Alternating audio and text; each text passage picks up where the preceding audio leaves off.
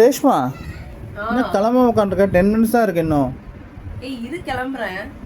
Time ஆகுது, சீக்கிரம் போய். என்ன ட்ரெஸ் போட போறப்போ? சாரி கட்ட போறேன்.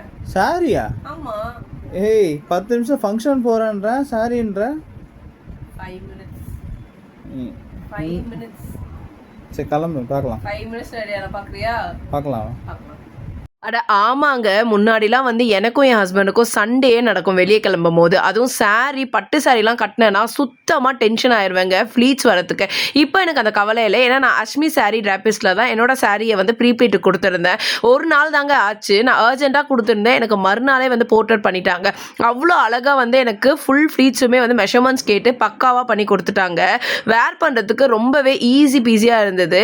நானுமே இதுக்கப்புறம் என்னென்ன ஈவெண்ட்ஸ் வந்தாலும் இவங்க கிட்ட தான் வந்து கொடுக்க போகிறேன். ஒரு ட்ரான்சிஷன் பார்க்கலாமா? எவ்வளோ அழகாக இருக்குது பாருங்கள் ஃப்ளீட்ஸு.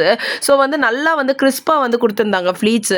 அண்ட் ரொம்பவே ப்ரொஃபஷ்னலாக ஒரு பேக்கில் வந்து போட்டு கொடுத்துருந்தாங்க. எக்ஸ்ட்ரா பின்ஸு எல்லாமே வந்து ரொம்ப நல்லா இருந்துச்சுங்க.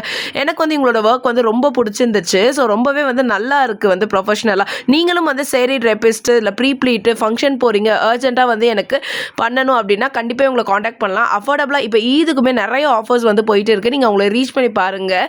ஸோ வீடியோ பிடிச்சிருந்தா லைக் பண்ணிவிட்டு அவங்க பேஜை செக் பண்ணி பாருங்கள்.